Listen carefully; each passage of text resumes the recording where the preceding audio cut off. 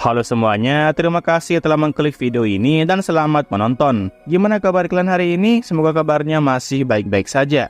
Diberikan kesehatan, dilancarkan rezekinya, dan dimudahkan segala urusan-urusannya.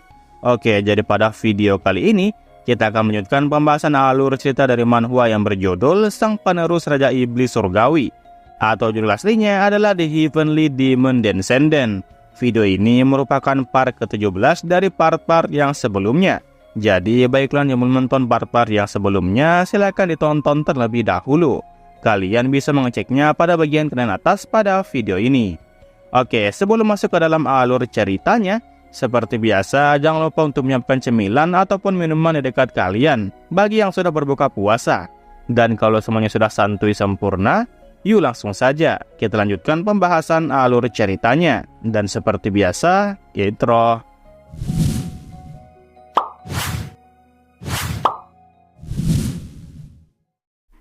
Oke, kita kemudian berpindah ke dalam gereja keselamatan. Di sana terdapat Raymond yang sedang memberikan beberapa kalimat kepada para jemaatnya. Raymond mengucapkan terima kasih yang sedalam-dalamnya kepada semua orang yang telah rela percaya kepada gereja keselamatan, apalagi mengikuti saintis yang mereka agung-agungkan itu. Dan para jemaat yang disampaikan seperti itu oleh pastor tentu saja semakin bersemangat dan bersorak ria. Di antara mereka bahkan ada yang berdoa agar saintis selalu diberkati dan juga semoga semua orang menerima keselamatan darinya. Mereka terus-menerus berdoa dan juga memohon agar saintis selalu diberkati dan semua orang dapat menerima keselamatan. Sementara itu untuk Yuyun sendiri nampak merinding setelah mendengar sorak-sorai itu di dalam peti. Jadi Yuyun sengaja disimpan dalam peti agar upacara penyambutan saintis menjadi lebih berkesan. Setelah memanjatkan doa-doanya, Raymond pun mulai mengambil sebuah tombak dan sudah siap untuk melangkah ke proses selanjutnya. Kali ini Raymond mengaku telah menjawab panggilan dari sang saintis dan dirinya akan mendemonstrasikan ritual keajaiban. Nampak seluruh tubuh dari Raymond yang diselimuti oleh energi ungu gelap. Nah, agar ritualnya lebih efektif, para jemaat pun dimintai untuk memperhatikan baik-baik perihal apa yang dia hendak lakukan. Namun sebelum mereka melakukan ritualnya, tiba-tiba saja pintu di belakang mereka pun seketika hancur dan diserang oleh sesuatu. Sontak jemaat yang terkejut harus bergerak dan memperhatikan apa yang sedang terjadi. Mereka yang saat ini sedang panik, kemudian mulai melirik ke pintu yang telah didobrak itu. Dan mereka saling bertanya satu sama lain perihal apa yang barusan saja terjadi. Tak disangka, di balik pintu yang didobrak itu, terlihat bayangan seorang pria muda yang sedang mengenakan pakaian serba hitam. Pemuda ini sontak menanyakan perihal keajaiban apa yang telah mereka maksud barusan. Pemuda ini sungguh tidak menyangka kalau mereka semua malah benar-benar percaya dengan omong kosong manis seperti itu. Mengetahui seseorang baru saja menerobos masuk, Raymond si pastor tentunya bertanya kepada pemuda itu perihal siapa dia. Tetapi pemuda itu menolak untuk memberitahukan siapa identitasnya dan malah menyuruh Raymond untuk menebak sendiri tentang siapa dirinya. Ya, di sana kita bisa melihat Suho dengan ekspresi yang penuh dengan rasa kebencian. Suho sepertinya telah memutuskan untuk menghadapi kultus Blood Demon. Melihat wajah Suho yang nampak tidak familiar, para jemaat pun tentunya kebingungan perihal mengapa ada orang luar yang datang kemari. Bagaimana bisa orang luar itu berhasil menemukan tempat yang sangat tersembunyi milik mereka. Di antara mereka bahkan ada juga yang bertanya, bukankah gereja keselamatan mereka ini telah dijaga ketat secara rahasia? Dan yang lain mulai merespon, sejujurnya mereka tidak tahu tentang bagaimana cara pemuda ini bisa mengetahuinya. Tetapi yang jelas, mereka beranggapan kalau pemuda ini telah tersesat sepenuhnya. Karena situasinya sudah seperti ini, salah satu jemaat pun kemudian bertanya kepada Uskup Raymond perihal apa yang harus mereka lakukan. Raymond tanpa wajah panik yang gimana-gimana banget, hanya minta kepada mereka untuk menunggu sebentar saja. Jadi berdasarkan apa yang domba atau kambing muda itu inginkan, maka mungkin saja sang saintis bisa memaafkan perbuatannya yang sangat kurang ajar ini. Tetapi sebelum Raymond menyelesaikan perkataannya, Suho seketika langsung motong dan menyuruh Raymond untuk menyimpan omong kosong itu. Di sini mendengar bahwa namanya diketahui oleh Suho, membuat Raymond menjadi cukup terkejut. Suho membalas kalau tentu saja dia mengetahui betul tentang Raymond. Soalnya Raymond telah mengoceh banyak pada berita yang ditayangkan kemarin pagi. Suho tidak menduga kalau Raymond sampai sebegitunya ingin berlagak seperti orang yang beriman. Suho langsung belak-belakan menyebut Raymond sebagai uskup dari kultus rendahan. Menyadari kalau kultusnya diejek, Raymond pun paham kalau domba yang satu ini sepertinya tidak datang untuk menjadi bagian dari gereja keselamatan miliknya. Suho sembari menaiki tangga mendekatinya, kemudian membalas dengan bertanya apa yang Raymond maksud. Memangnya Suho harus bertindak seperti domba yang tersesat jika dirinya ingin datang kemari? Raymond kembali merespon Suho dengan mengatakan kalau bukan itu maksudnya. Yang dia maksud adalah tujuan Suho datang kemari sepertinya bukan bertindak sebagai seorang teman. Di sini sembari mengobrol dengan Suho, Raymond juga mencoba untuk melakukan sesuatu ke peti yang isinya Yuyun alias saintes. Di lain sisi, Yuyun yang tidak mengetahui apapun, tentu saja mulai bertanya-tanya tentang apa yang terjadi di luar sana. Keadaannya tiba-tiba saja menjadi hening. Namun sesaat kemudian, Suho pun mulai menyebut nama baik Yuyun. Yuyun yang mendengar suara itu, sontak melotot karena seakan pernah mendengar suara tersebut. Suho kembali melanjutkan bahwa dia tahu kalau Yuyun berada di dalam gereja ini. Mendengar Suho menyebut nama dari Yuyun, Raymond sesaat tiba-tiba mematung dan memasang ekspresi yang pucat. Suho pun kembali berkata lagi bahwa dia takkan mengulangi kalimat yang sama. Raymond disuruh untuk segera membawa Yuyun kemari selagi Suho masih bersikap sopan kepadanya. Suho memberikan tatapan mengancamnya kepada si Raymond. Tidak terima karena nama saintesnya disebut-sebut, Raymond pun menyebut Suho sebagai orang yang sangat kurang ajar dan memang sudah sangat sesat. Tetapi Suho kembali membalas dan memberitahu Raymond kalau Yuyun itu sudah sedari awal bukanlah seorang saintes. Raymond lah yang malah seenak jidatnya memberikan gelar saintes itu kepada si Yuyun. Lalu kemudian mulai mengeksploitasinya menjadi seperti ini. Suho yang sudah tidak ingin basa-basi lagi, kemudian mulai mengeluarkan pedang biru andalannya. Dan setelah mendengar semua perkataan tajam dari Suho, Raymond pun akhirnya tersulut emosi. Raymond mulai membuka kitab miliknya dan berkata bahwa berani-beraninya Suho menghina saintes yang agung.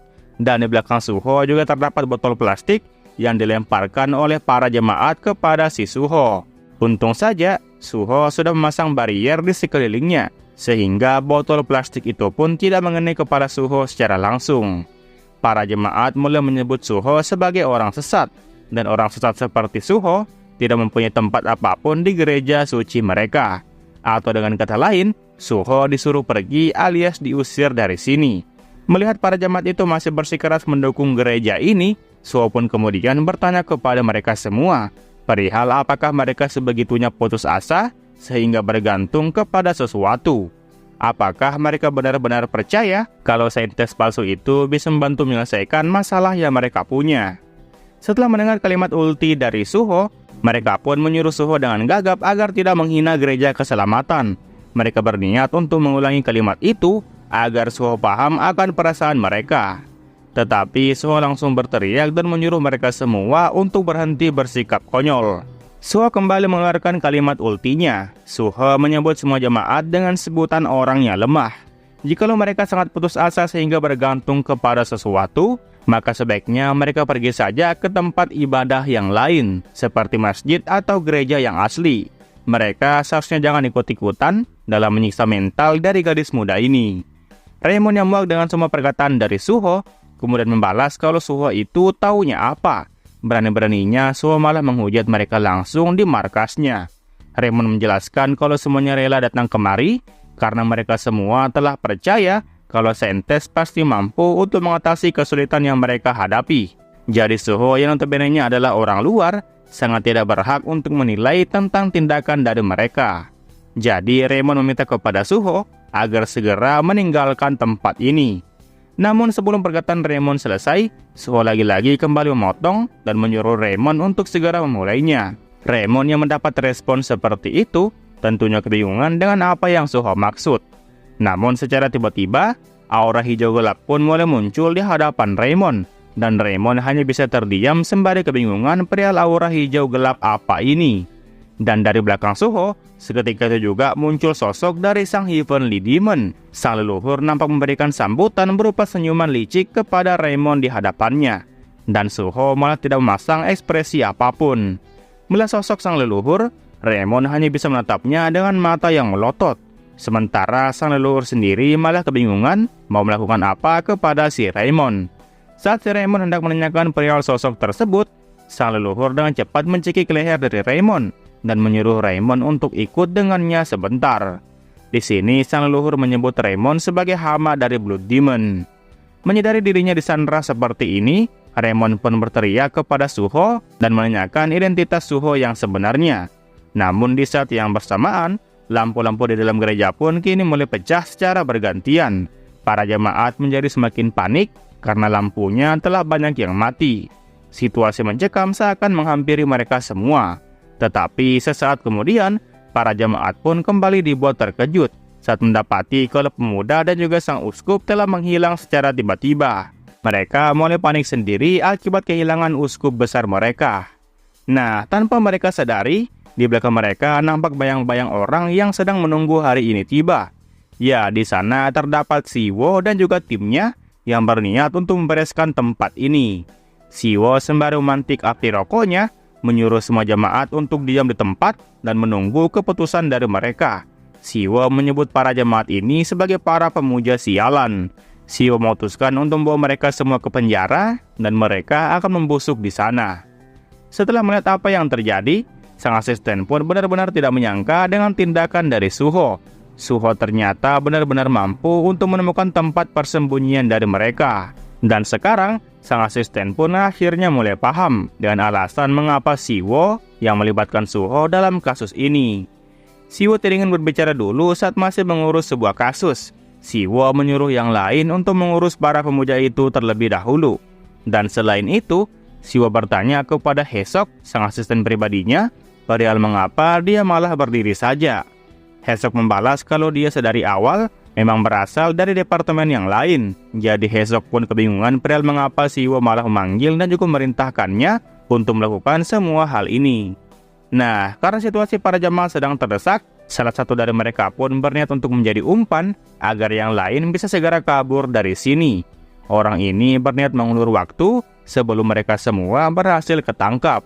Mendengar perintah dari rekan mereka, tentu saja yang lain pun tidak tega membiarkan dia melakukan tindakan berbahaya tersebut.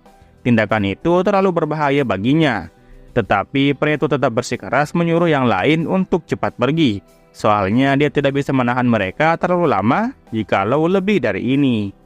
Karena masih bersikeras juga, pria itu pun kemudian berlari ke arah para petugas. Dan dia berniat untuk melancarkan rencana itu meskipun tidak tahu akan berhasil apa tidak. Di lain sisi, Siwo yang sudah menjatuhkan ampas rokoknya perlahan mulai membakar karpet gereja itu.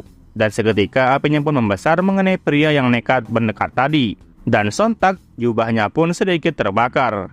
Setelah melihat apa yang terjadi, pria itu pun kemudian terjatuh di lantai. Siwo kembali mengeluarkan perintahnya untuk cepat memborgol mereka semua, karena waktu itu sangat berharga. Hesok di sini hanya bisa menghela nafas dan dia menyebut Siwo sialan. Di dalam hati, Hesok menyebut Siwo dengan sebutan bajingan gila. Bagaimana bisa dia terus bertambah kuat setiap kali Hesok melihat dirinya?